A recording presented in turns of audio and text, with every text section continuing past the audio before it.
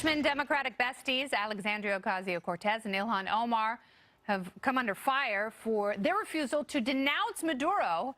AOC only called Venezuela a complex issue when asked about the dictator. So does America's far left have a problem when they can't condemn a tyrant who starves his own people, but they claim our country is the one in crisis? The panel is back. Look at this party panel. Kat, Beverly, and Jonas. Jonas, I will start with you. It's very funny because they want to make it seem like this country is a horrible place, even when some things are going well, and they can't acknowledge that. What do you make of all of this? It's hard to generate outrage with 4% unemployment. It is. You know what the most troubling thing is to me is that they did everything they hated Republicans for, and they rightfully, but like, you know, the Republicans were out of line chasing Whitewater all the way down to Clinton's affairs that he lied about, that he needed to be impeached. That was out of line. And all this Obama stuff was a little over. You know, the cash for clunkers is somehow going to turn us into the Soviet Union and all. It was all like, you lie. It was way blown out of proportion. He was destroying America. They took all that. They're doing that to Trump just like they did to Clinton. They are taking, you know, everything that's going on is somehow the destruction of the free world, that it's not just merely some, you know, we differ on policies and we're going to run it this way. It's like, it's not just that. If you don't go with us, it's all going to be in ruin and a smoking thing. That's what the Republicans were saying about Obama, and it wasn't true. And that's what the Democrats are now so quick to copy. But Republicans were saying that about Obama, and unemployment was higher. You had two stimuli. It's remember when and Obama you had went much to Cuba. lower Obama went to Cuba, and it was somehow going to. He thought he was Jay-Z. And then when Trump goes to, it's the same kind of like, you know what? The way we treat both those countries is antiquated, and both leaders are trying to modernize it, and they might have executed poorly, but they're both right. Okay. And the other party's like, this is a sign that we're weak, and everyone's going to think they're both saying the same things about that. It's crazy. I know, but you know what's crazy is Hillary Clinton really wants to undo the election, and all of these people are going along with her because they're still so outraged that the sad thing is they will somehow cheer if the economy does in fact go south. I really think the real crisis is that she's still using a Southern accent. That's when I hear this. Can that just go away? It doesn't work for her. In the big chair. In the big chair, yes, exactly. But when it comes to the crisis, either what she's saying or else you have Hickenlooper, who you mentioned,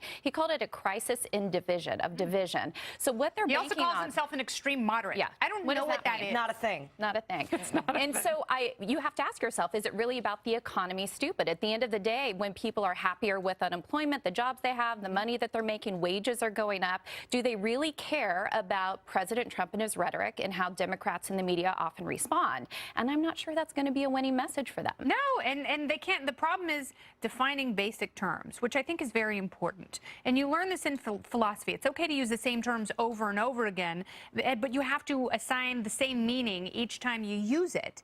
But, you know, they call themselves democratic socialists, but every time you point to the ills of socialism, they go, oh, well, no, we're not talking about socialism. Or they say, that's not socialism, but they can't define it. They also can't define a crisis. What is a crisis? What are they talking about? Well, I really think that in the case of Hillary Clinton, her calling it a crisis is probably more of a coping mechanism than anything else. She wants to look at the country and say, see, they're so lost without me. It's like if Trump broke her heart by winning. And if someone breaks your heart, you can't ever admit they're doing well. Like your ex-boyfriend can leave you for like a super hot, super successful woman, and you'll just say, oh, you know, he's not happy with that. She's so ugly. Have you ever seen her without makeup? Yeah, absolutely. So you can't admit to yourself. Boobs that fake since a volleyball tournament I went to. And that helps people. And if that's helping her, then, you know, I don't want her to be miserable. Yeah. I would look, if that's making her happy, then that's great. She can sip her Chardonnay and say everything is miserable without me. Adjust her back brace. Adjust whatever. Whatever makes her happy. All right, we have breaking news now. Speaking of which, we don't give a lot of weather forecasts on the show, but hell may have officially frozen over because Hillary Clinton says she's done running for president. No! The People's Pantsuit just told News 12 New Jersey she's not running, but will continue, quote, working, speaking, and standing up for what I believe, meaning being president. It's a fancy way of saying she'll follow the appearance fees wherever they take her until she finds an opening to jump back in the mix. If she really is out of the race, and she's not, it'll take a village to replace her on the ballot.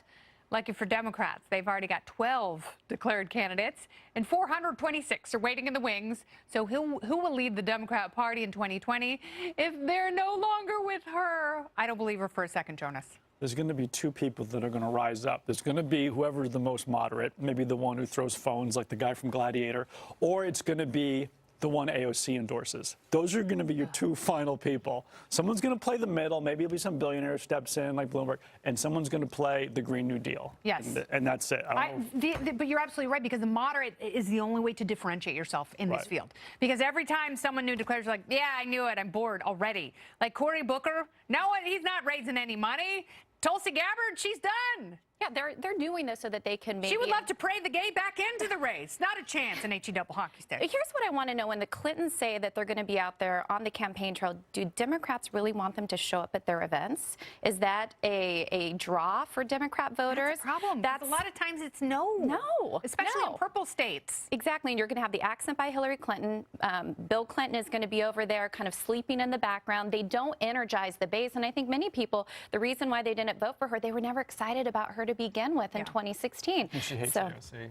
Oh, for sure. She absolutely hates AOC, but she's, you know, she painted herself into a corner, because last time when she was running against Bernie, she's like, I'm so progressive, you guys. Like, I invented progressivism. Yeah, she in really, the 1860s. She really tried that. She really tried to reinvent herself several times throughout her campaign, and it was really tough because you could tell none of them were the real her. It's like Katy Perry's hair. Yes. It's going to be tough for Bernie, though, because he doesn't stand out as much in terms of being the only super progressive in the race. He's not the only one saying, okay, Medicare for all. That's not the case anymore. So it's going to be a lot harder for him than it was last time around, especially because he's not necessarily seen as the underdog that he was seen in the last time. Yes. He's going to face more scrutiny. Her inauthenticity made his authenticity. The contrast was so stark that people were naturally Plus, he drawn has to him. great hair. Madonna never used pollsters. She just reinvented herself. That's absolutely right. Problem. Yes, and if you go through the Madonna authentic. phases, oh, her goth phase, her hippie phase, Each one and Ray more of Light. believable than the next. Absolutely, Jonas. Well said.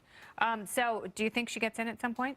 Hillary? No, I don't think so. I think that she probably daydreams about it all day. I want to throw my cup at the window. I really would love her to. I mean, that would be nice for me if she would get back in. Gift. If Bernie and Hillary and Donald Trump were all running once again, it would be the greatest political sequel of all time. I think it's what we need. A family reunion. I mean, I guess I'm just going to have to go watch her crying supporters on election night to pick myself up after the show. Oh, well, I want to thank you all for being here. Jonas, Beverly, and Kat. Woo!